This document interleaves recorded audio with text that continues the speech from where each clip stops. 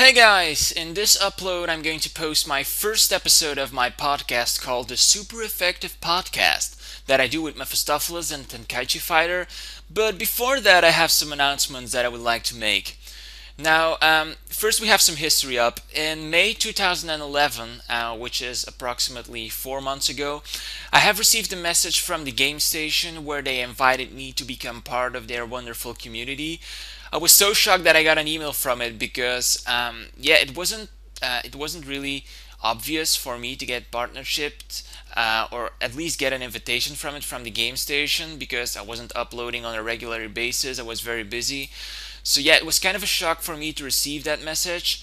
But a day later, I got in touch with a guy who worked for the game station, and a day after I received my contract, and really I immediately signed it, sent it back to the game station, and after going through some internet and personal troubles, I finally received the confirmation mail from YouTube on the 9th of September, which was this week, and that mail said that my partnership with YouTube through the game station had been completed.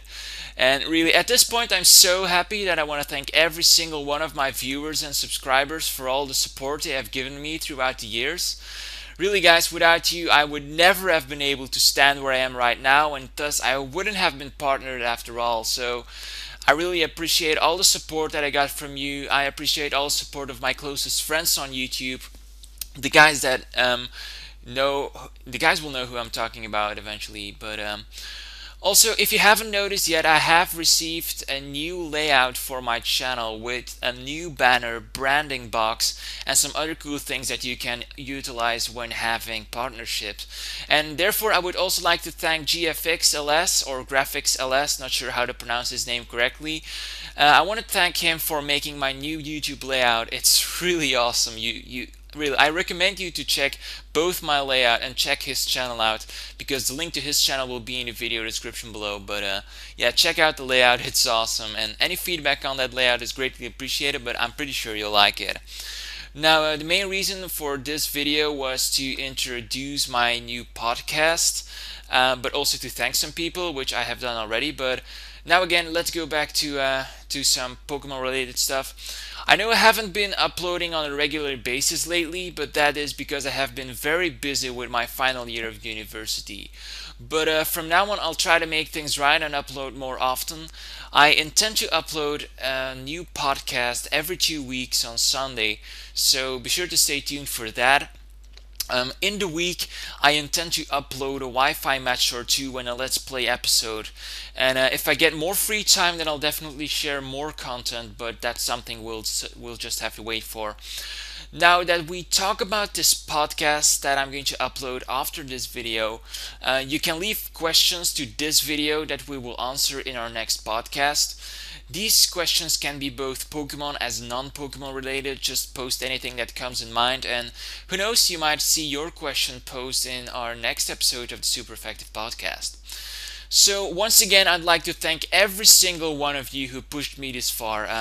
Be sure to enjoy the podcast, leave some feedbacks and questions to this video, and see you in my next Wi-Fi battle. So thanks again for supporting me, and yeah, partnership, yay, bye! Hello everybody and welcome to the very first episode of the Super Effective Podcast. My name is BioLizard1, also known as Sam, and I'll be one of your hosts for today's episode. I am accompanied by Mefestofelus, also known as Artem. Hey, what's up everybody, it's Mephesto. And next we have the TheTenKaiChiFighter, also known as Luke. Hey, what's up guys? All of our YouTube channels can be found in the video description. So this podcast will mainly consist of 3 big sections. First, we're going to discuss some events in the Pokemon community. Next, we'll talk a bit about the metagame.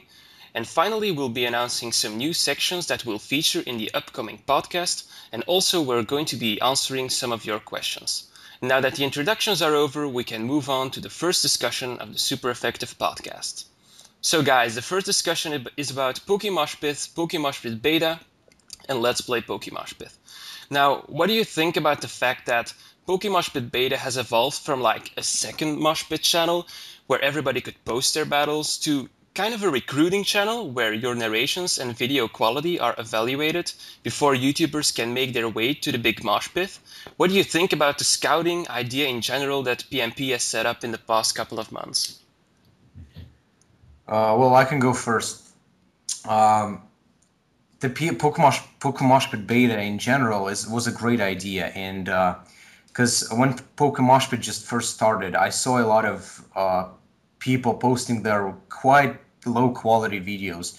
And I'm not saying that webcam quality is bad quality, but there were some people with bad narrations and some really bad quality. Webcam can have an amazing quality, but at first sometimes there were, as I said, people with very bad quality. And something like introduction of Pokemon Pit beta was obviously a great idea, and it was everybody talked about it a lot already. But now the fact that it, as you said, it kind of evolved into something like a recruiting channel. I think it's a good idea just because a YouTuber has to get into the big Pokemon Pit that has I think more than 40,000 subscribers. I'm not sure though, but somewhere along those lines. And if a YouTuber wants to get into there and his motivation, his I guess how to say it, he's actually motivated and he really wants to get there. He starts posting a lot of videos on beta, and obviously the administrators of Pokemon Beta will see it and maybe recommend to the main Pokemon Bit, and then he's gonna if he gets to the main Pokemon Bit, it pretty much means that he is famous and well known in this community. So I guess that's a very good idea, and I guess a very good opportunity for small YouTubers to grow. Okay, so what are your opinions on it, Luke? Yeah, I agree with Artem mostly. I think it's a really nice introduction, and it's also nice, like you said, to be able to kind of not differ the skill, but it's also a place for people to kind of build up on the skills they already have and get better and just really practice on what they need to be focusing on as opposed to being famous in the community, because that's not really something that's overall the most important. I think the most important thing is you have fun with what you do, and you also want to improve what you do. I mean, that's just basically what beta is a place to do. And then, as Artem said, the administrators will kind of say, well, you've developed a lot, you've learned this, and maybe they'll recommend you if you've done well. Yeah, but Definitely. yeah. And also another thing, like obviously a lot of people that are quite familiar with the gaming community of on YouTube in general, kind of can I don't know, let's say just compare the Pokemon Pit to Machinima. Like Pokemon Pit is pretty much a Machinima Pokemon style, or that is just how I see it.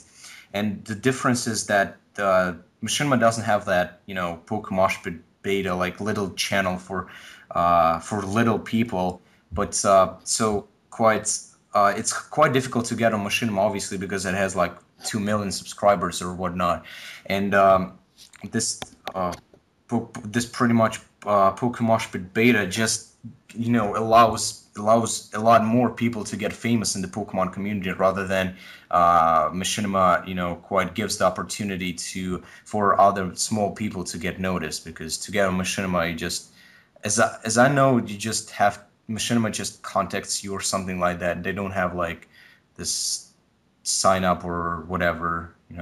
Okay, but do you think that you can become famous on Pokemon Pit Beta without even getting to the real Mosh Pit? Quite frankly, I never watched Pokemon Pit beta Exactly, videos. that's the point where I wanted to go to. A lot of people don't really watch Pokemon Pit Beta except for the people that actually post there. So I have my questions about that. Do you think that Pokemon Pit Beta on its own can like be, make people more popular? Because I frankly don't think it can, to be honest. Well, it can give you a few hundreds of subscribers, like hands down. It gives promotion to those smaller channels, but to get all that, like I don't know a very famous guy that is, let's say, on Pokemon Pit beta, and he's not on Pokemon Pit, but he's like everybody knows him, like everybody. But so I don't know, probably not. Probably Pokemon Pit is the way to go. If you're on Pokemon Pit, then yeah, everybody knows you. Yeah, exactly. Because when you're on Pokemon Pit, you are basically able to like submit a battle every week, and your subscribers will grow and grow. But when you go to beta, I don't think that. Yeah, on beta, I have my questions about that. So, what do you think about it, Luke? Do you think that someone on beta can become top tier without getting to Mosh Pit? Well, this might actually sound a bit strange, but in a way, I think you can, and I think my channel is kind of proof of that. I mean, I haven't actually had the opportunity to post to the Mosh Pit yet, but I do post on the beta quite regularly. And first time I posted there, I gained over 100 subscribers in about an hour, which is really good. And from that, I mean, those subscribers that I've just gained are gonna like and comment on my videos, and it's things like that that move your channel up in the long list of like most favorited and all that kind of stuff. So I think it's definitely going to build you up like on that ladder, but on a small degree. But any real long-term huge success, I'm talking like DMAX status, you know, like 20k above subscribers, I don't really think so because there's just not enough people to watch beta. Yeah, exactly. And now let's talk a little bit more about beta. What do you think is the most important thing to get to Pokemosh Pit? Is it narration or video quality? Obviously narration, because let's just take NBZ. He has good webcam, not webcam, whatever he uses, just camera quality. But the main reason, there are a lot of people with pretty much the same video quality, but they're not as well known because NBZ has those quality narrations. And in my opinion, narration was always above quality and above layouts. You can have amazing layouts, amazing quality, just sweet, but you can have boring narrations with pauses, and nobody is going to enjoy your video whatsoever. So obviously, and you can have like trash quality, like let's just not trash, but you know, quite bad quality. But let's just take Hayden. Have you noticed, like for the past few videos, he has like, I don't know, those few platinum uploads, the quality, like quite frankly, is quite bad. Like I know he can, you know, provide a lot better quality, but people still watch it because of his amazing narrations. So definitely narration is just the way to go. If you want to go to main Pokemosh, but you can have trash quality, but narration can be just amazing, and then definitely, yeah. It's nice that you start talking about Hayden because that's going to be like a next topic later on in this podcast. But nice of you to already mention that. Yeah, but it's just an example, like, yeah. Yeah, I understand, but do you think that a guy with awesome quality narrations that has a Wi-Fi battle recorded on like his webcam with like a very bad quality, just imagine the screen is pretty blurry, you can see the pokes, you can see the hit points, but that's that, and he has an awesome narration, he can like narrate like one of the best narrators on YouTube. Do you think he'll be on Pokemosh Pit? I definitely think that he will be more famous than a guy with amazing quality and amazing layouts, that's for sure. But about main Pokemosh Pit, I remember one time, what was it? Is it like still they made a rule or something like that that cam quality was unacceptable, only emulator quality or something like that, that, you know, even MBZ had to post an emulator quality video. I remember they did it. I don't know if it's still, you know, if it's still there, the rule, but I remember something like that, yeah. Yeah, it probably is there. If the quality is really blurry, I mean, like, I haven't seen a guy even with like 10 subs with a blurry quality, because pretty much it's like, I don't know, everybody can get an ace card now, pretty much. It's not a problem, it's not something rare. Just people just get it, and I don't know, like probably with cam quality, there's like 1 out of 5 people on YouTube have cam quality or webcam quality. So I don't think there are going to be many of those people, but my answer would be no, because yeah, quality is a big part, but definitely he will be more famous than a guy with an amazing quality. So what do you think about that, Luke?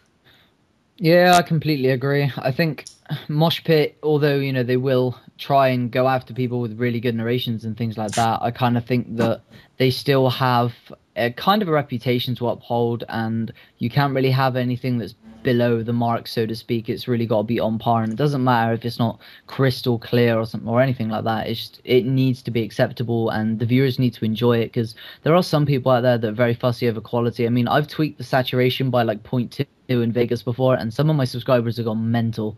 So I think some people are fussy about it, some aren't, but I think Mosh Pit do have to kind of respect the reputation they're trying to uphold. So I think no, nobody will get on there if they have below subpar quality.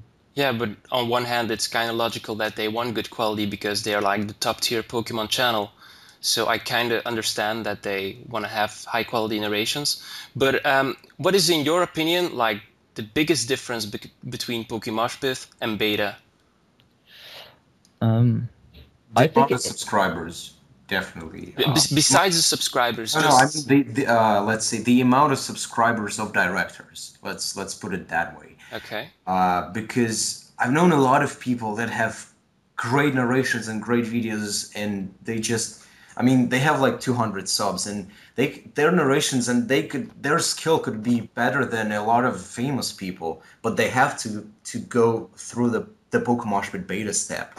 Obviously, it's going to be first because you can't just having 100 subscribers and amazing narrations just jump into Pokemon and you have to obviously if you even talk to DMAC, even if likes your video, like I don't know, just says it's amazing and that he loves it, is your favorite, his favorite YouTuber, still gonna probably put you first to Pokemon beta because this is quite the step, the first step of Okay. this. Yeah. So yeah, in my opinion, one of the biggest difference between Pokemon and Pokemon Beta is kind of summarized in one word: partnership, really. And that kind of brings me to the next question I had for you guys. But Y Luke didn't tell his opinion. okay, yeah, maybe Luke, do you need something to add on Mephisto's opinion? yeah, I just wanted to say I think the biggest difference is narration because I know DMAX said basically the only thing that I need to grow and improve on is narration because sometimes you make those silly little mistakes that do make a huge difference. And I think when you're narrating to 40,000 people as opposed to 6,000 people or whatever beta is at the moment, that's a huge difference. And it's really important, obviously, with more subscribers to get it right first time. And that's why it's so different. Mm-hmm.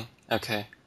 So yeah, in the beginning we had like Pokemon and Pokemon Beta, and then all of a sudden Let's Play Pokemon appeared, and that got immediately partnered by the game station.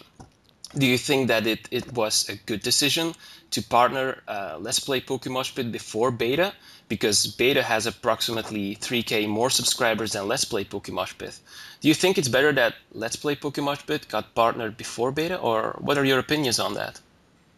Well, first, when I kind of started thinking about it, I thought it was quite a strange idea. It's quite, I did not really understand it because why? Really, Pokemon Spirit Beta is a lot more famous in terms of, subscribers. But then when I thought, and I was thinking maybe Dave has a business degree, I believe, and he probably knows better than me. But then when I started thinking about it, LP Moshpit, it's mainly consists of the Pokemoshpit directors. So it has all those people making Let's Plays, and Pokemoshpit doesn't have those people from the main Pokemoshpit. So kind of LP Moshpit kind of, I don't know how to say it, but I mean, how to say it better.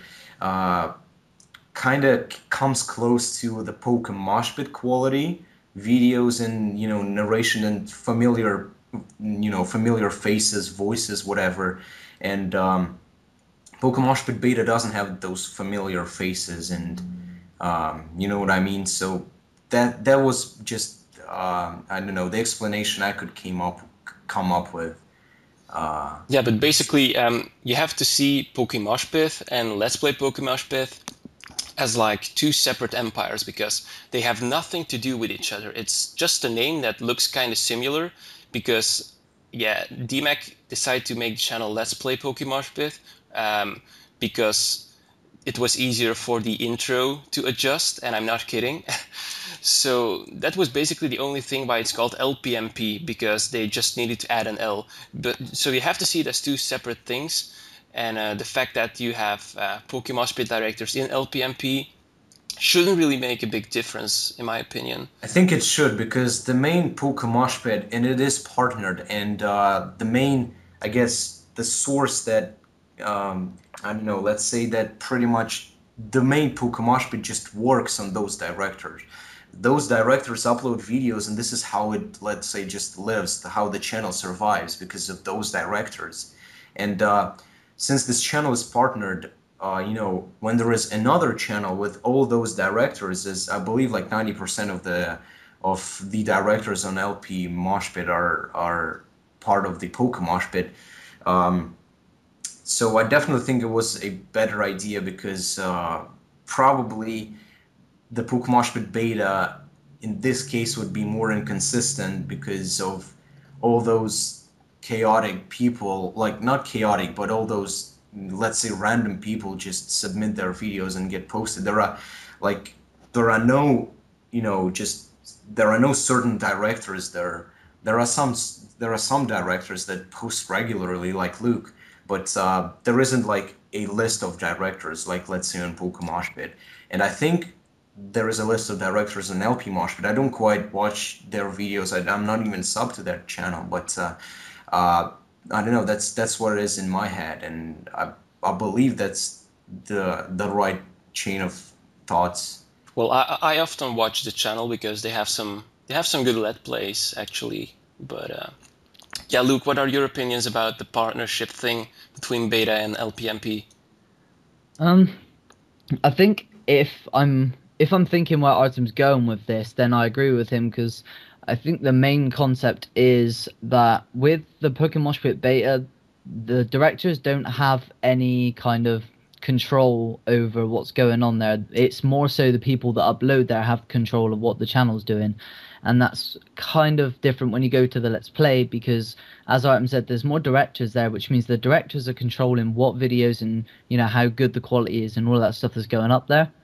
So in that aspect, I can see why they would do LPMP and not beta. Yeah. Basically, they have more personality to rely on, more consistency. Yeah. Yeah. Yeah, okay. That's something I can live with, actually. So now that we are talking about LPMP, what are your opinions concerning the LPMP channel? Because the idea for setting up a YouTube channel for Let's Plays is a good decision in my opinion, because a lot of people like to watch Let's Plays, and LPMP is about to become the central mosh pit for it, such as PMP is that for Pokemon. So what do you think about LPMP in general? Now LPMP, I kind of have, let's say, a bad opinion on it just because LPMP is a part of Pokemosh Pit, and if it's a part of Pokemosh Pit, it's all about Pokemon. You can't just slap in Call of Duty videos on Pokemosh Pit if, like, let's say some director wants to, but so it's mostly Pokemon. Oh, obviously it's all Pokemon, and LPMP being a part of Pokemosh Pit kind of has all those, any game. It's like I don't really understand it because let's say we have Ninbuzz for Nintendo games. Well, this is understandable. LPMP kind of second Ninbuzz with tweaks, kind of like, I don't know, Machinima, but I don't really understand the fact that they made this channel. They could have made like how many Pokemon games there are. Obviously, when everybody plays all the Pokemon games, then obviously the channel is gonna kind of stop working. But posting like any single game you want to post there is quite. I don't understand why did they introduce that channel, because we have Machinima, we have Ninbuzz for Nintendo games, which makes sense. And having a part of Pokemosh Pit with videos not related to Pokemon, I quite don't see it. Well, yeah, actually you would be able to post Call of Duty on LPMP. LPMP, yeah, but obviously not on Pokemosh Pit, because you would just look dumb, and nobody will allow you to post Call of Duty on Pokemosh Pit. Okay, but that is something I think the intention of DMAC, or Dave, if you would like to call him, was to like create a second channel that looks similar to the Pokemosh Pit channel, so that a lot of people are like, hey, this channel looks like Pokemosh Pit, let's check it out. And then they'll see several Let's Plays of different channels, and it was like, whoa, I didn't even know that existed. So they sub to it. But in fact, it are two separate channels. So in that aspect, I think it was a very good thinking of Dave to name it LPMP, because basically you can put there everything you want on LPMP, while PMP is just Pokemon. But I don't know, like if I understand it correctly, but if I understood correctly, then like let's say some guy, I don't know, watches, like let's take again Call of Duty, watches Call of Duty, and some people upload Call of Duty on LP Moshpit. They're gonna watch Call of Duty on LP Moshpit and then learn about Pokemon Moshpit. But are they really interested in Pokemon? Obviously not. So they're not gonna watch Pokemon Moshpit main or Pokemon Moshpit beta. So I don't really. I mean, I see it like as a mini machinima, and I don't really like the fact they made this channel like. Something like a machinima beta. Yeah, something like that. Just, I mean, if they made like a separate channel, like a whole separate channel, but it is a part of Pokemon Moshpit. Quite don't see it. Yeah, Luke. Um, I think it's a good idea just because it's a lot of people start on my channel basically. For example, when I upload walkthrough parts to my channel, I get a surprising amount of viewers in comparison to subscribers, because I would have thought that most of my viewers would have said, no, we're not watching that, we subbed for the Wi-Fi battles, but a lot of them actually take the time to watch it, and it kind of really makes me realize how many people do enjoy walkthroughs and playing through and watching them at the same time, especially when it's your favorite narrator. I mean, like when DMAC was doing the Pokemon White walkthrough, I was so there, even though I've already played through the game. I just wanted to share the experience, kind of. And I think it's a great place for other people to do that with already famous YouTubers, and maybe some that they can get to know through the LPMP. So I think it's just another great way to expand the community and bring it together. Yeah, I It is share a your good opinion, idea, Luke. yeah, but I mean, certain single channels, like just directors, is a whole different story because you're a director on your gaming channel, not your Pokemon channel. Because I've been when I started posting some of, I don't know, Call of Duty videos, some of Stalker walkthroughs and stuff like that, a lot of people were telling me like make a separate channel for this. But again, it is my gaming channel, not my Pokemon channel. So when it comes to single directors, it's quite understandable. But when it comes to a Pokemon channel, I mean, I probably won't change my opinion because I don't see it as something that can be a part of Pokemon but not related to Pokemon, which is strange, obviously. Yeah, it's nice to see that our opinions are divided for once. It's nice to see that. So, yeah, we Gonna hate can. on me, probably. Excuse me? A lot of people are gonna hate on me on the comments. Yeah, but Yeah. if it can comfort you, we love you, Mephisto. We love you. So anyway, we can discuss this LPMP channel all day, I think, but let's move on to our next topic. As you know, Pokemoshpit is not like the only one in its kind. There are like plenty of other Moshpit channels, but just not called Moshpit. To name two, we have Gengar's Galaxy and Pokebattlers. And I looked up their subscribers, and they have Gengar's Galaxy has 2,000, and Pokebattlers have 2,500 subscribers. So do you think these channels will be able to survive when we have Moshpit that kind of rules them all? One ring to rule them all? Not making a reference, but yeah. What do you think about that? Quite frankly, I think that the idea of opening those channels is quite like not a parody, but like some people that just, I don't know, let's say got mad at the, I don't know, main Pokemon Spin, and they were like, if King Daddy DMAC could make a Pokemon Spin channel, why can't I make it? And they just made this channel and found some not famous people, and just they started posting there. I think it's they're obviously not going to survive there. And I mean, the whole YouTube system is just something like, I don't know, something else did it, I can do it as well. And it's just not parody, let's say, but quite just a fail a fail copy, in my opinion.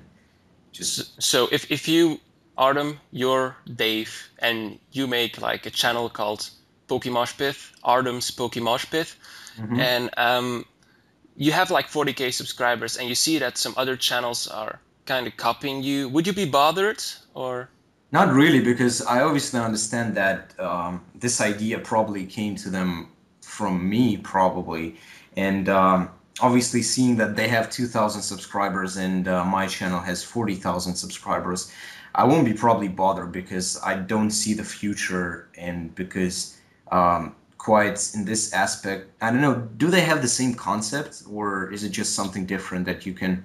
I don't know. It's just is it the same as Pokemon? Because I never heard about those channels before. yeah, their concepts are pretty much the same. You upload the battle to your channel, send it to some kind of email address, put in an intro just like Pokemoshpit. It's basically the same. Yeah, so frankly, it's just a stupid idea because we have that quite, I can't say monopoly on the on this sort of stuff, but the Pokemon is pretty much this is the main thing. Like, not let's say someone makes a machinima with 2,000 subscribers and it's gonna go nowhere. We pretty much all know that. So definitely they're not gonna survive. Even though I think I heard about Gengar's Galaxy. Is it like ruled by some machinima director or some? That's a radon, yeah. Yeah, but even that, it's still not gonna, not gonna really survive. That's just these are my thoughts, and I think it's just a stupid idea, just a waste of time. Maybe Luke wants to share his opinion with us as well. I'm all for it. And that's just basically because I love the community that we're in. And like Dave, I get a lot of joy out of seeing it grow, seeing it expand. And I don't think these channels, they're not in any way, shape, or form hurting anyone. And if anything, they're just helping people. And I think people like previously, like me, who had under 1,000 subscribers, it was a great place to go and post to get your name out there. But more than that, I know there are a lot of people out there that are really intimidated by beta just because it has like 6,000 subscribers. And if you have like 10, 15 subscribers or somewhere around that area, you're going to be pretty frightened to make a narration and put your stuff out there in front of 6,000 people. And I think somewhere that's not got as many subs, like 2,000 subs, would be a great place to start to build your confidence. And then you can expand and grow through those channels and then through Moshpit Beta, maybe one day end up on the Moshpit. Well, if it, in terms of, because I know, if it just comes to small channels just being always small and just helping out, then it's okay. But if they claim to become a second Pokemoshpit, then definitely they would fail, like in my mind, and I'm pretty sure everybody's going to agree. But as you said, if it's going to be just another step on the in the big ladder of pretty much getting to the main Pokemoshpit, then definitely why not? Like if I had like 10 subscribers, I would post there, obviously. But yeah. Okay. Yeah, I understand. Yeah, you think that it's kind of a stepping stone up to the beta, which is still one step higher than Pokebattlers and Gengar's Galaxy, basically. But Yeah. my point was it's never gonna get the amount of subs that Pokemoshpit has now, or even had a year ago. So if you're just Mephesto and you are not a director of Pokemoshpith, I can better direct this question to Luke. Luke, would you subscribe to Moshpith, to Gengar's Galaxy, or to both of them? I personally would subscribe to both, and that's just my personal opinion because if I would ever obtain, major fame status, then I would be doing a lot to help the community, like how Xenon does his SOS videos, and I would want to know what was going on in the under community that's not really on top, because everybody knows what DMAC and other people like that are doing, but I think it's nice to know of the upcoming people that really do have the skill to be in a place like that one day.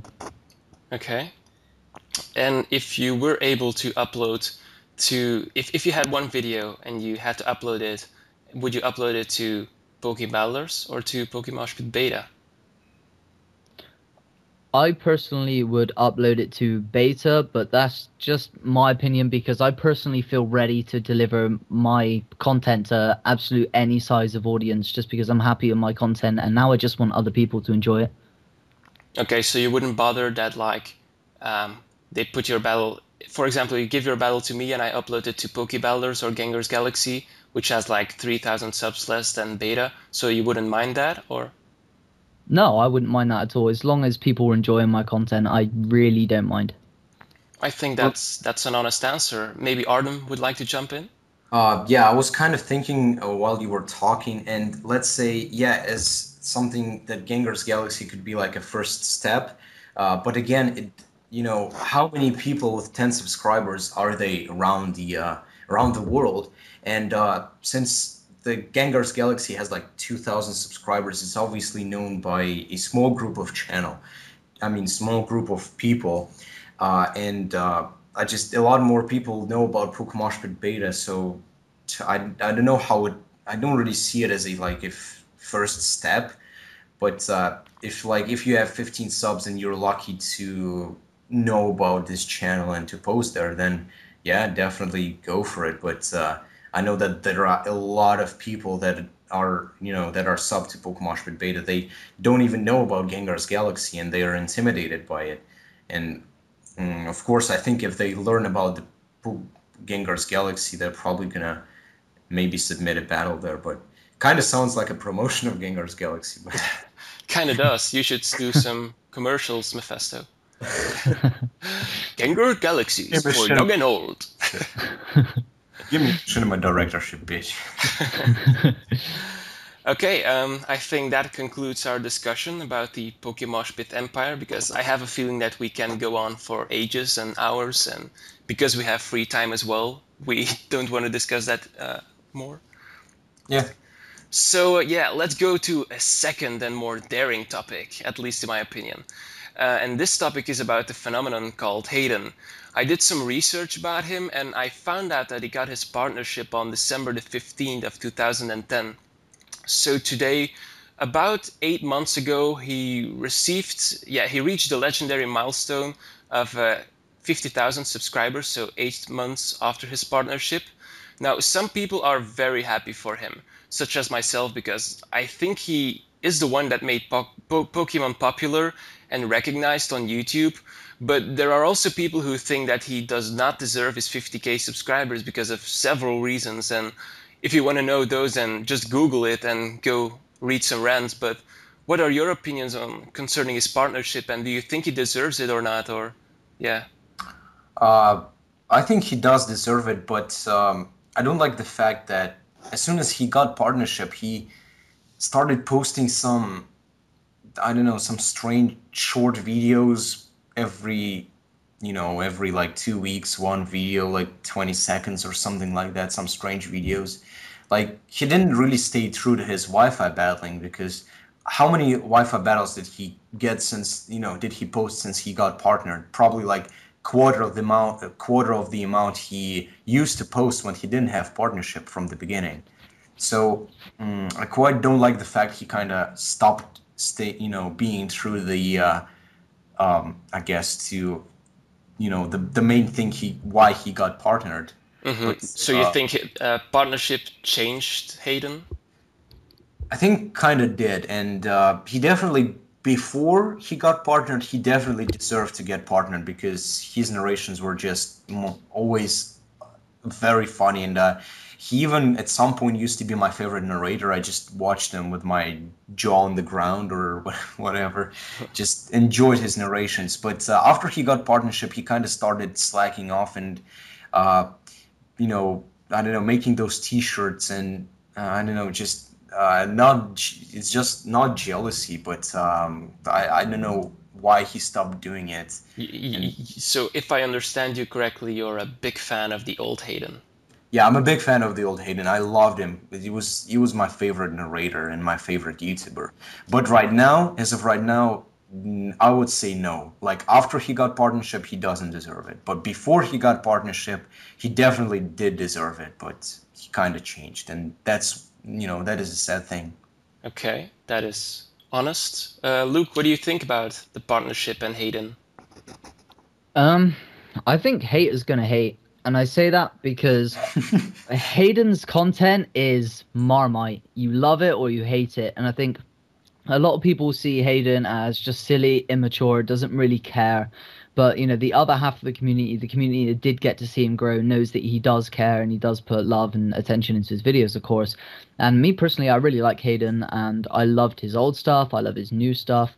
And I think he definitely deserves partnership through what he's done for the community, and most of all because he enjoys what he does and he has so much fun with his narrations. And fun is the most important thing to me. Like, recently, I quit competitive battling because I really don't like the atmosphere that I'm in. And since doing it for fun, it's just became a lot more fun, basically. So I think he deserves it just for doing it for the fun.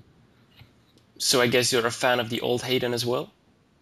And the new, I have no complaints. Okay, that's honest as well. Yeah, I think the thing he did for the community, start up a Pokemoshpit with Dave, was kind of a big thing, because he got partnered shortly after Pokemoshpit, which made him more popular. But by the fact that he became more popular, he made Pokemoshpit more popular, and he made the community grow.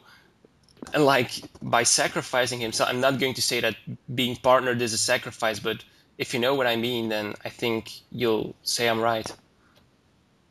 Yeah. Yeah. Kind of don't want to go into that certain topic. Ah, I said you it was a dangerous topic. That's certain, but yeah, people are gonna think I'm just a jealous faggot.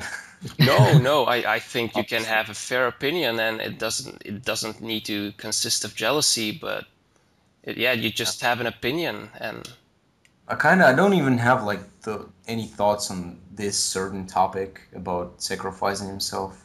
I just don't know. Don't really want to go into it. okay, yeah, because I got a rant sent to me like a few months ago, and it kind of discussed the entire metagame and the entire Pokemon community. And yeah, those guys in that rant didn't really like Hayden, and I was like, hey, why don't you like him? So I decided to rack that up and put it in the podcast, and yeah, and as you can see, we all love Hayden. Yeah. We all love him. We love you, man. Just a bunch of creepers. We're from Europe. Anyway, I think we should get to the next one. Okay, so yeah, now that we have our community discussions over, I think it's time for a short discussion of the metagame.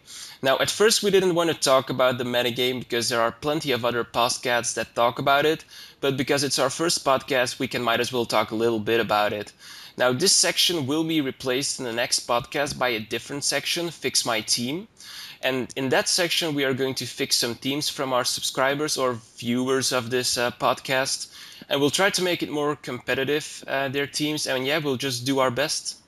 So can I do a shout out, guys, now for our Fix Our Team section?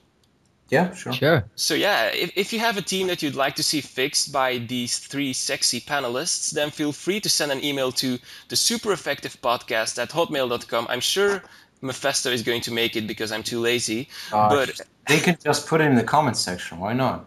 oh yeah, if it's not too long, yeah, sure. Never mind. If you can put it in the comment section, it's fine by me. If it's a problem, then we'll post up another announcement about it. No problem. Like I see no problem saying like Choice Bennett Infernape. It's like 3 words, and just make a team. Yeah, definitely. Just put up a theme then, and yeah, we'll try to fix it for you. If you're having some problems, be sure to note what problems you are experiencing with the team, what tier you want to play with this team, and so on and so on. If the tier is obvious, you obviously don't have to mention, but that kind of stuff. If we get teams that like are not good to read, that we are like, what is this team about? Then we are not going to review it, of course. So be sure to like make a template for yourself, and yeah, fill in the template with your Pokemon stuff. It will make our lives a lot easier, and who knows, you might be in the next podcast. So yeah, let's move on to the metagame discussion right now. As you guys know, the tiers have been released some months ago by Smogon, and yeah, all of you might have had time to play some OU, UU, RU, Ubers, just name it, everything's there. So what is your favorite tier and why? I know it is a question that might have been discussed in the other podcast, but it's always fun to discuss some tiers, so yeah, just go. As of right now, the 5th gen. Yeah, 5th gen, what is your favorite? OU, UU, RU, because they have drastically changed in my opinion. Well, I've played only probably like 1 or 2 UU matches so far because I quite didn't really get into it. And I've played a bunch of OU battles, obviously, since September, and like not OU, but standard stuff. Yeah. And I played a lot of RU. I wanted to get into this tier, and I think I got into it. I pretty much know all the big threats and what to expect and what to use. But to say RU is really stally. Like people say. Some people may say it's like offensive, but it's definitely not. Like OU is a lot more offensive now. Although, well, kind of, now that I'm thinking about it, no, it's kind of not. But Aryu is defensive. It's stall, it's defensive. Yeah, isn't Aryu like a big Star Wars and stuff? Since, well, mostly because of the Cresselia, obviously. Oh yeah. But I should say I'm Aryu. Just I don't, I just got bored by OU. Yeah, definitely. If you're and playing OU for like almost a year, then you want something different. Yeah, and haven't played Yu much, so maybe Yu is just a lot more fun, but I just don't know. As of right now, it's gonna be Aryu. Okay, Luke. Well, since I stopped playing competitively, I've started playing a lot more for fun, like I said. And personally, I think the OU tier is the most fun. And that's just because I think we can all agree here that if you take down a Sandstorm OU team with your RU team, that you get a pretty big thrill out of it. And I mean, that's what I'm doing lately, bringing some random pokes, having great fun, just a standard fire, water, grass core, and bringing some really undertiered stuff that I love using, like Lantern with Sucker Punch. I mean, really, who's ever heard of that? And I just throw that in there, and it throws people off, and the reactions are great. So I think I really like OU, and I agree with what Artem said. I think OU has become more offensive in 5th gen than it was in 4th gen, mainly because Ferrothorn. yeah, that. What? All right, but yeah, some of the stallier stuff has gone down tiers. I mean, Umbreon's gone down, Cresselia's gone down, Regirock's gone down. So, Like, have you seen Umbreon and OU in full gen? Like, yeah. out of 100 battles. So Yeah, I wanted to say OU was fun, but then I was like, fuck Ferrothorn, really. Yeah. Just once in the beginning when Ferrothorn was like the all-star of every team, now things are like he's being less used in my opinion, even though he's number one used in the Pokemon Online ladder, lol. But on Wi-Fi you see him a little less than you used to see him, and Yep. basically back then in like April or May, I used to run a team where like 5 of my 6 Pokemon had Hidden Power Fire just because of Ferrothorn. Yeah. the thing is though about Wi-Fi battling, it's mostly done by YouTubers. Like, I mean, a lot of people that just want to play maybe for fun or just to play the game. They play Pokemon Online because it's a lot more faster. And Pokemon Online, you definitely see a lot of Ferrothorns because if you like I've experienced that a lot. If I post like an OU battle with Ferrothorn, everybody's just gonna yell at me in the comments section, just oh Ferrothorn is so overused, get a job, get a life. And I mean, just obviously, just people tend not to use it in Wi-Fi battling because it's mostly YouTubers that make battles. If it comes to some tournament matches or some serious OU matches, people are obviously going to use Ferrothorns, but people tend not to do it because just viewers are just going crazy when they see a Ferrothorn, and that's why on PO that's definitely a lot more seen and it's number one because it definitely is number one OU and just hands down. Yeah, but people will love you when you use Choice Banded Ferrothorn. Yeah. Yeah. People will simply love you, or even better, give him a scarf. Then you'll become everyone's hero. What can outspeed fucking shot? Nothing. Okay, but you said RU. Luke, I can say that you're a big OU fan. Well, I'm gonna go with UU because UU is basically 4 gens OU. It just has all the awesomeness, all the awesome Pokemon. Did you know that Azelf is UU? It's just ridiculous. UU is just so much of fun. And yeah, I think UU is the best tier out there. It's not stally at all. There are no steel types. Run your dragon like a maniac. And Cobalion is the main steel type. yeah, okay, Cobalion, but who can't counter a it's fighting actually- steel guy? Really? Yeah. It can be countered by anything that has a fire move or a ground move, so it's basically countered by everything. Yeah, that's true. So yeah, I think UU is probably the tier I enjoy most because you can make some awesome cores in there with Chansey and Blissey and stuff. Not Blissey, but Chansey with Eviolite. And talking about Eviolite, that's a new item that has been released in Black and White. Now, people that don't know what Eviolite does, you'll be hiding under a rock since like September or so. But I'm gonna explain you one more time, and I'm not gonna explain it ever to you anymore. Eviolite increases both defense and special defense by 50% of a pre-evolution Pokemon. Correct me if I'm wrong, guys, but that's how it works, right? Mhm. So yeah, one of the most discussed Pokemon that uses Eviolite is Chansey. Now, what are your opinions on Eviolite? Are you guys happy that this item has been released, or? Lack of lefties isn't that good. I'm still gonna go with Blissey over Chansey, even though because I believe with the Violet, Chansey has the same special defense as Blissey, but just has more defense. But again, this lack of lefties could be devastating for a Chansey, especially in Sandstorm, let's say. And so, well, obviously there are different tiers, but I don't know, when people just started, when there were no tiers and people were, using all those Pokemon and they were grabbing Chansey over a Blissey, I think the lack of lefties just kind of, well, doesn't cripple the idea, because if you had like Eviolite and lefties, it would be just, strange, wrong. So I think just it's a good thing because a lot more Pokemon are used now. Yeah, exactly. Yeah. You can see I've seen some Eviolite Gravelers and Eviolite Golbats. Isn't that awesome? Really? That Like, is just why I love Eviolite. It makes some Pokemon that were like never used in some higher tiers. It makes them useful. It makes Magneton even better than Magnezone, in my opinion. It makes Machoke like a good Machamp with more bulk. It's just amazing.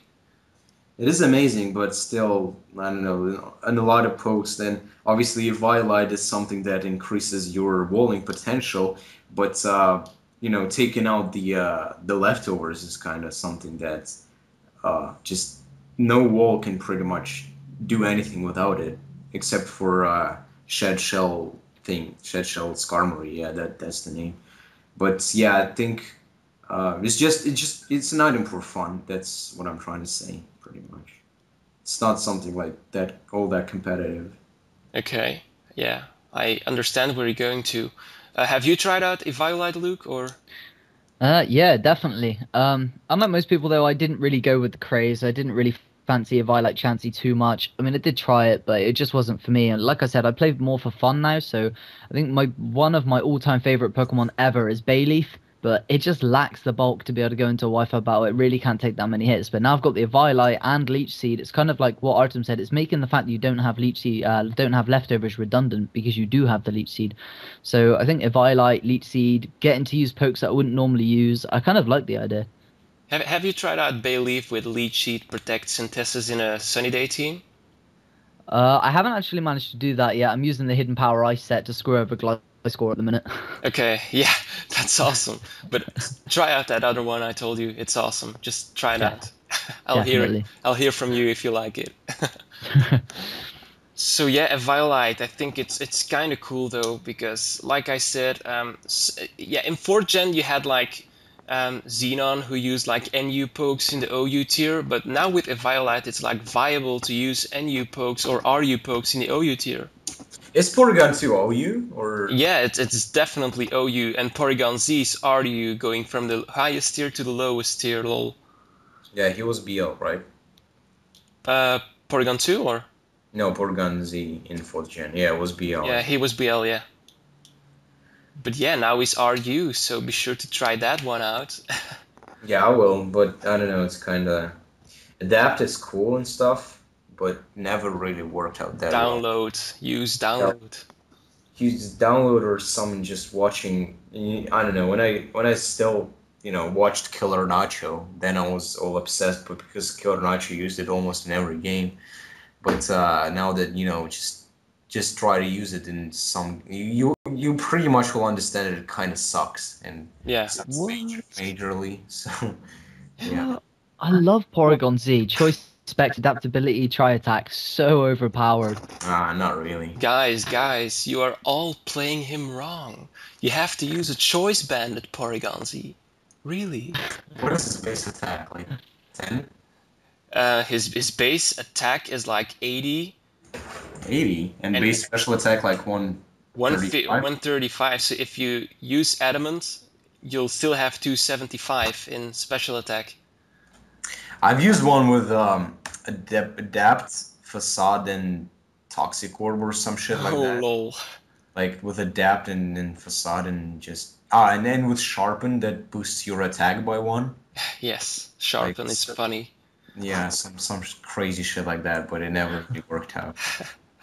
Yeah, its base special attack is 135, which is quite good, but doesn't have that speed. And the attack is base 80. Yeah, you're right. Yeah, what is his max speed? 306? Yeah. Yeah. Base 90. Yeah, but nonetheless, I think he's cool. So yeah, have you ever witnessed the picture they used for like Eviolite? What is it? Is it a stone? Is it an egg? It's a stone, I think. Yeah, that kind of got me puzzled. I'm going way off record here, but yeah, I was. Now that we're talking about it, I can might as well ask. Yeah. So yeah, I think that concludes our metagame related stuff. I recall that you. Yeah, it is a pink stone. I checked on. You checked. Yeah, it's like quite. It's not like a circle. It looks like some sort of just like. Like Chansey's egg. No, not a Chansey's egg, but it's darker than a Chansey's egg. But well, you could say it looks like a little bit like an egg, but no, it's a stone. Okay, this is going to be something that we're going to repeat in a lot of episodes. Is it a stone or an egg?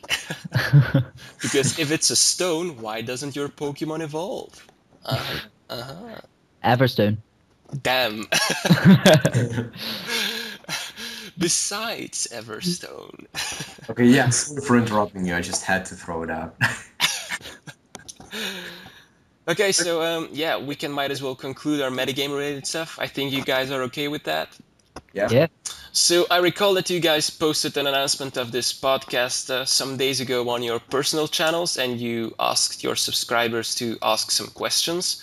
Well, yeah, it's your time to reveal those questions. Well, I have like one question. People didn't really want to. Whoa, you're popular, Mephesto.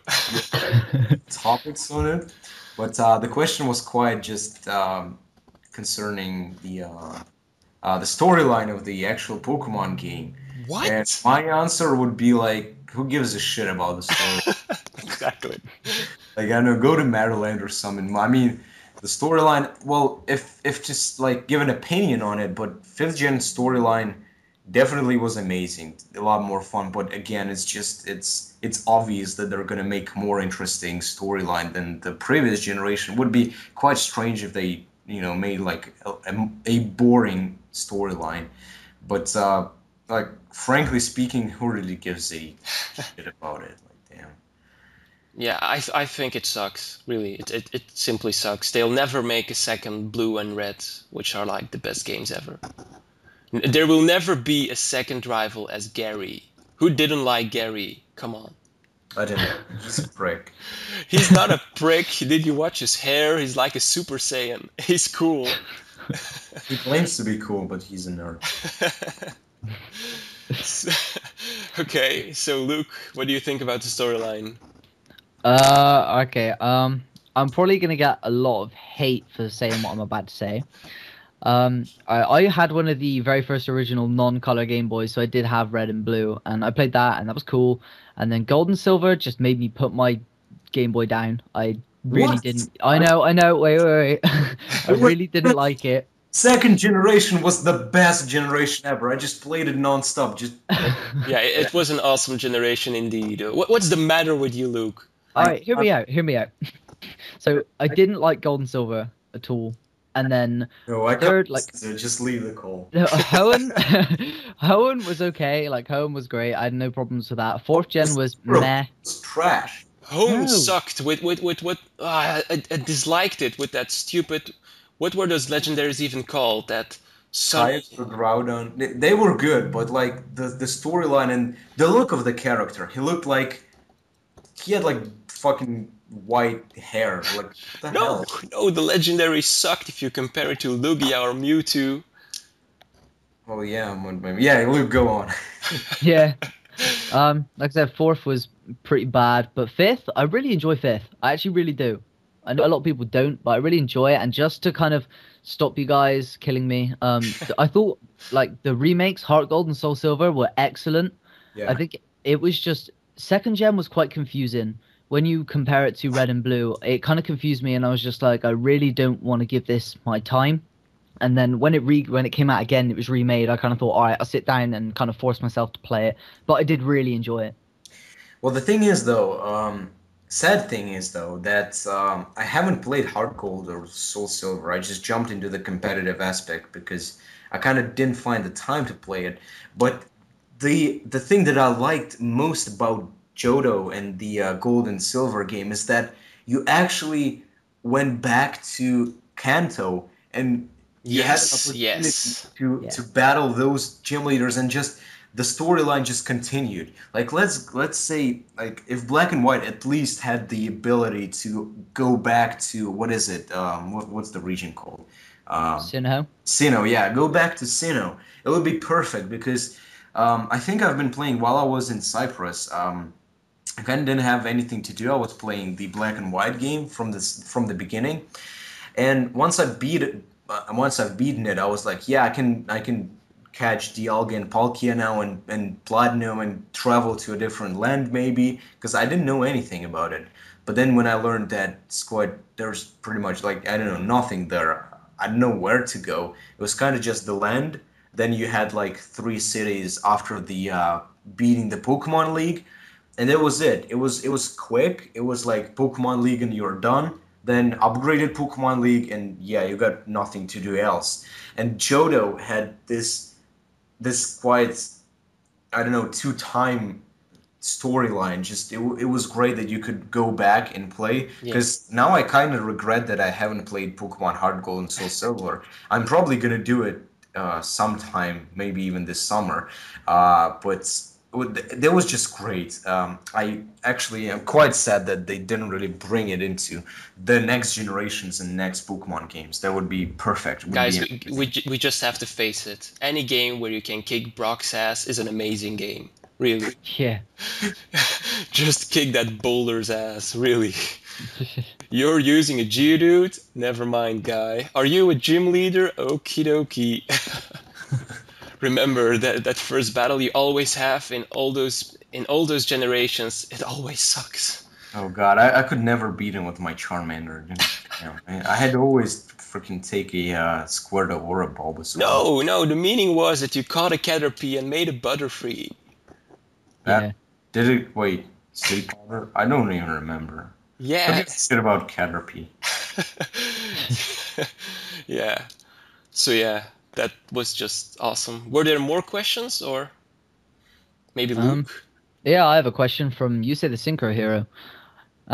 He says what would be interesting to hear would be your personal thoughts on current tiers for Black and White. Like, what do you, Mefestofelus, BioLizard1, personally think of the tier list for some of the pokes that are currently in it? For example, do you think Cresselia should be in RU? No. Yes. Definitely UU because it's centralizing the game right now. It's kind of Cresselia is just that thing that is just walling for days. You can have a super effective choice banded move on it or choice spec super effective bug buzz. It's still gonna wall the shit out of you. Well, kinda Yanmega kinda stops it per se with his bug buzz, but still, if you Is he on Mega RU? yes, Yeah. you fail to KO it with bug buzz unless you're specs, and it can cripple you with Thunder Wave and then just Ice Beam the shit out of you, and probably sometimes it if you like. Well, you know what I mean. It's kind of just the centralizing the metagame, not the metagame in general, but the RU tier aspect is kind of makes me kind of want to get rid of it in the RU tier. Yeah, but Mephisto, you are more in the RU tier than I am. What are the most common dark Pokemon in RU? Dark Pokemon. Exactly. You can't name. Ask something easier. Yeah, see, you can't really name some, and those are actually the perfect counters to Cress. So, Not really. I mean, what it can just stall the shit out of you. What can you do? Like, I don't know. What is in the RU tier of? is Absol in the RU tier? Yeah, I believe it is. But what can an Absol do to a Cresselia? Even Choice Bended Night Slash, what does like 70%? And when it thunder waves you and then moonlights tells you until you get paralyzed, it's just, annoying as fuck. I think it's good that it is in RU, so we don't have to deal with it in UU. But It's still, actually, yeah, why? sorry. It still rapes, it still rapes shit in Yu. Yeah, exactly, yeah.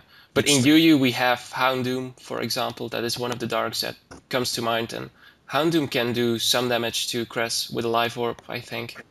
Yeah, because Crest again can't really touch it in terms of Yeah. usually it runs only Ice Beam, which is obviously it can cripple the Houndoom, but Houndoom can just spam those Dark Pulses, which usually they are specially orientated, and all the Cresses are usually physically defensive. Mm-hmm. Although sometimes I think that specially defensive Cresselia is sometimes superior, but that's not the main point, and I still think that it should go Yu, and I believe it will go you know, if my thoughts are right, but I If don't know, it's just if we had some more dark Pokemon in the RU tier, I think Cresselia would be perfectly plausible. If we had, for example, Houndoom in RU, then I think you could always put in Houndoom as a check.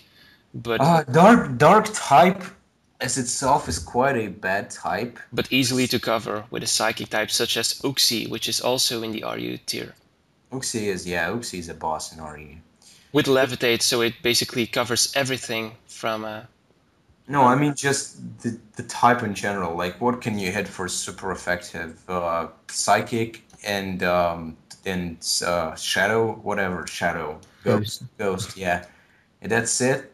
Like, I mean, I don't know. It's not that one of those types that people go with. I definitely think it's just Cresselia just should go Yu. That's what I think. why don't you use Miss Dravis with Eviolite? Mr. Davis, is Miss Magius Yu? I have no idea. I think it is. I believe it is. But yeah, to the other tiers in Yu, it's kind of Celebi. People kind of underestimate Celebi, I think. Yeah, Celebi is a boss. Celebi is just, it's a powerhouse. And what is the number one used in Yu? Was like Kurim or Victini or some stuff like that.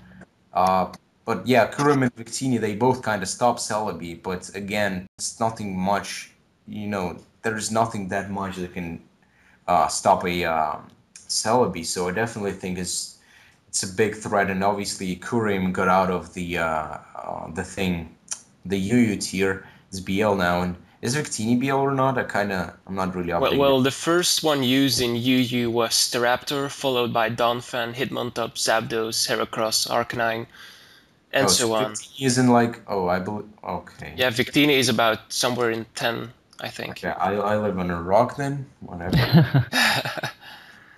Yeah, but UU is a lot of fun, and I think it's okay. I think Staraptor was overpowered, but he has gone into borderline, if I'm correct. Yeah, he did, Staraptor, yeah. Yeah, so I think he was like way too powerful for UU. But also, I don't know what people make of Mew in UU. Frankly, I think it just sucks. Well, it could be, it's just so versatile. It's just, I don't know, just you can slap any move. Yeah, but why would you use Mew if you have Azelf? It's faster, it's more physically and specially orientated. If you want to pass out some shenanigans like agility or whatever nasty plot, then definitely go with Mew. And Mew has more bulk, so you can set up those rocks and all that kind of stuff. Yeah, So- but still, I don't think Mew is. I'd rather run Victini. As an attacker, well, Victini, yeah, Victini is just a whole different story. But And by the way, Miss Magius is UU. Just saying. yeah, it's you. Yeah, that's sad. Yeah. So I don't know. Why did I start? I think I just recently got wrecked by Celebi. That's why I'm just talking about it. No, Celebi is just amazing. It's I think one of the best guys in UU. Really. Yeah, Donphan just, I don't know. Did it? I believe like even in Gen 4, it wasn't really that widely used. Mm-hmm. I think, if I remember correctly, because I didn't really play Yu-Gi all that much. Yeah, but Celebi, because of its typing, Grass, Psychic, I think it can. Yeah, it just Yeah. can set up on you, can set up Leech Seed, can just wall you and just Thunder Wave. You just can do anything. Yeah, the only thing it fears is like a Choice Bandit or Choice Scarfed Megahorn coming from, what's it called, Heracross, but then you have like Arcanine in UU with Intimidate, which takes it with relative ease, so you can already build your core. So I think it's easy for you to put in a core. That's why I love it. Choice, most of the Heracrosses are Choice Scarfed, I believe, and if it's not Guts boosted, then it doesn't do all that much because I believe a Choice Banded U-turn from an Ape does like less than a half to a Celebi. Frankly, I have no idea, but I think it will do a lot. I'm gonna run some damage calc. Actually, I think it does like I remember I battled. I think it was like battled Josh, and yeah, Choice Banded Ape does like no, it's from a Flygon, but Choice Scarf U-turn from a Flygon does less than half. But then Choice Scarf Megahorn Heracross is gonna do some like 70% maybe. No. It does 130 to 160 damage to a physically defensive Celebi, a stab Megahorn from a Choice Scarf Heracross. Okay, then I'm retarded. Yeah, it really does that amount of damage. I just run the calcs, so which is awesome. Yeah, makes sense. So yeah, and about OU, I don't really know. OU is just Ferrothorn. Fuck Ferrothorn. Ferrothorn is amazing. I don't care what people say. It's amazing, but it's just a one word about the metagame. Then use Choice Band Ferrothorn. No. I want to see you do it. It sucks. Choice Band a Gyro Ball. Thunderous, yeah, it should go Uber because it's just put it into a rain team. Choice specs or nasty plot. It's devastating. Yeah, put it into Ubers and put Zapdos into OU so we are rid of it in UU because Zapdos is a bitch. Really. Yeah. So yeah, that's kind of the OU tier in my opinion. I don't know. I don't play this game that often, so I kind of don't know. Okay. Yeah, so Luke, more questions, please. No, more questions. All right, let's see what we got here. More questions. Well, some people said they want us to talk about our pets. Pets? Or Yeah. what? Pets, like animals that we keep, like Pokemon. Yeah. Oh, I've got a dog. She is 7, and her species, or whatever it's called, is, I believe it's called Bichon Frise. It's not like a small, but medium-sized, furry, white-colored dog, so it's all cute and stuff. And I don't know what else to add. She's like, well, she's funny and stuff. Pretty much, yeah, what else to add? Well, I have a snake and I've been playing with it the entire podcast. Awesome. Real Love- snake. No, it was, yeah, never mind if you don't get it. You know, Mephisto, in Russian, the big snake. This is just perverted. No, just being serious, I don't have a cat, but I have a bird, and I'm not sure, is this a correct English term? It's the cockatiel.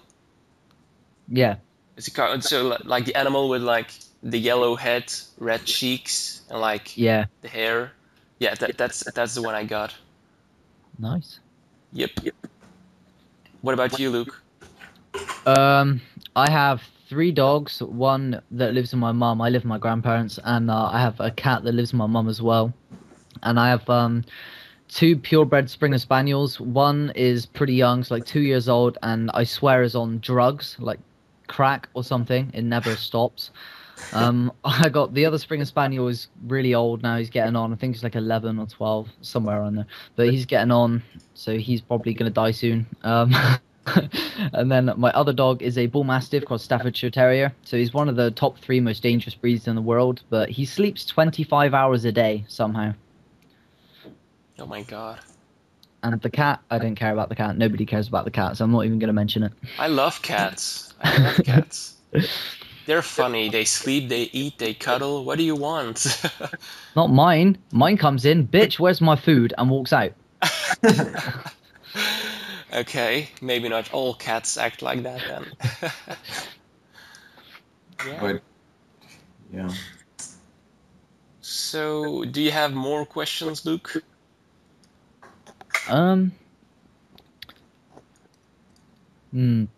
is one thing here I did just want to quickly add from Lassie, which says, fuck off Arceus King 1000. Thought I'd put that in there because I'm pretty sure most people know him. Arceus. Does anybody know him? Arceus. Is that a YouTube name? Yeah, Arceus King 1000. Oh, no, I didn't know him. Everybody knows him. We don't know him. He's I was like, a huge troll. Is he a troll? Yeah, basically he did have a channel, but he deleted it because he was spamming Pimp Night. And oh, this guy. I remember the guy called The Last Taquito. He's quite well known. He has like 2000 or something. He got into like a troll war with him. Yeah. Yeah, I remember this dude. He's just retarded. Yeah. Yeah, if you say he's retarded, then I'll say he's retarded. Yeah, just no comments. No comments. Nope. Alright. I have one question here. It's actually not related to Pokemon at all. It's actually related to COD. Mm-hmm. And that is Modern Warfare 3. Looking forward to it or not? And are you disappointed that the tactical nuke is going to be in it? Or not? It's gonna be tactical nuke. Is gonna be in it. No. Are you disappointed that it's not going to be in it? Definitely, it's a good thing that it's not gonna be in it. But as funny as it may sound, but I haven't played Modern Warfare 2. I played COD 4. I played World at War, but I never really wanted to take up Modern Warfare 2 because of all of that bullshit. And I took up Black Ops because I liked it at first, and let's say for the first few months it was great, but then just people kind of understood what to use in terms of, you know, Ghost, FAMAS and stuff like that. But it's not like it's just we have to stop. And I kind of don't look forward to Modern Warfare 3 because I don't like Modern Warfare 2 and don't like Black Ops either. But many people love Modern Warfare 2. I don't, so I don't look forward to it. And what about you, Luke? I'm really looking forward to it because I was a big sniper in Modern Warfare 2 and I really didn't see much one-man army YouTubes going on, so I wasn't really too bothered. When I got on there, it was just me, my intervention, just stacking kill streaks all day long. So much fun. And like you said, we're both 14th prestigious in Black Ops, and that's just... the game's easy, but flawed with Ghost and everything. And Modern Warfare 3 promises to take out Second Chance. They're going to keep noob tubes, and without the nuke and the balance that Modern Warfare 2 would have had without all of this stuff, I think it's going to be a great game. Well, if they introduce Flag Jacket in the Modern Warfare series, then it's going to be amazing. Noob tube is not going to be a problem. If they take out Second Chance, amazing. True. What do you think, Sam? Subtitles, please. I have never played Modern Warfare, Carnival, or Call of Duty. Really, I'm just here like, he said. What he said? Yeah, I'm gonna shoot you in the neck, give you a neck shot. What's it called? Neck shot. I wonder, can you give guys a butt shot? Yeah. That's why I don't play it. What? No, I'm just kidding. I have never played that game, none of those games. So, yeah, I think Modern Warfare will be amazing. I think Call of Duty is going to have a good sequel, Call of the Revamped, and yeah, I think that new gun called the Chakalaka Boom Boom will be awesome. Yeah. Oh my god. Okay, that's a great answer. Yeah, sorry guys. Okay, let's go. Luke, any more questions? No, I think that's it for my subscribers. Oh, there is another thing here. Why don't we talk a bit about our lives? Outside of YouTube, you know, pets we've already covered, but hobbies, college, some stuff like that. And they also said they wanted to see some guests. Yeah, guests definitely. About the guests, next podcast obviously is going to be with guests. But the thing is, though, if people don't leave topics to talk about, then it's going to be like not much to talk about because we covered the community and kind of the aspects of the community in this episode, and we kind of need some, as I said in one of my videos, just give some ideas and topics and maybe ask some questions like ask for advice and stuff like that. And about the future episodes, definitely going to be one or two guests, possibly even two guests, per episode. And I guess let's get to the lives. I am. Do we want to do it in this episode, or shall we like make a climax or a cliffhanger and say it in the next one? Because I think we already talked for like more than an hour. Yeah, let's do that. That's a good idea. Yeah, then people have something to look forward to. How was my life? Yeah. Oh yeah, so We're just going to give a few hints to make it more, exciting. Mephisto is a pimp, I'm a hooker, and Jamie's my bro. Jamie. Where is Jamie actually? Shout out to the British douchebag. Okay, never mind. But Luke is my pimp as well. Ain't that right, Luke? Hell yeah. I love But your yeah, accent. nonetheless, yeah, let's talk in the next episode. Then we will have a guest, and then we can talk about his life as well, which is Yeah. probably more exciting than our lives combined. Our lives are all about Call of Duty and Modern Warfare because that's what we love. Yeah. Yeah, so definitely, guys, if you enjoyed this one, be sure to leave ratings. And as I said, leave comments, regarding topics and some questions, and maybe we could give some advice, even though I'm just a 15-year-old that probably can't give some life advices. So, but Being yeah, the senior in this company, I'll be able to provide all advices when needed. I have a counselor degree. Oh my god. I can help. Okay. I'm Probably just direct to Luke, yeah. I'm just a ninth grader, so I got nothing to that. But regardless, just leave topics and maybe leave questions. And maybe when we even upload this video, we're gonna know who's gonna be the next guest. So I'm probably gonna include it in the description, maybe. So yeah, that's pretty much it. I think this was everything for our first episode for the Super Effective podcast. But before we end this, I would like to thank my excellent co-hosts for showing up and always giving their honest opinions. So first off, we have Artem. Yeah. What? Now you need to say, yeah, goodbye, people. No problem, Sam. Like that wasn't rehearsed or anything. So I guess So, thank you, Luke. let's end it with our catchphrases. That was the Super Effective Podcast. I'm Mephisto. Is this the end? Everybody should end with this. Okay, so you did your... Now it's Luke's turn. Is this still recording? Yes. All right. Well, thanks for watching, guys, and I hope to see you on the next Super Effective podcast. Touche. Okay, guys, this was BioLizard1 signing out for episode 1 of the Super Effective Podcast. See you guys in episode 2.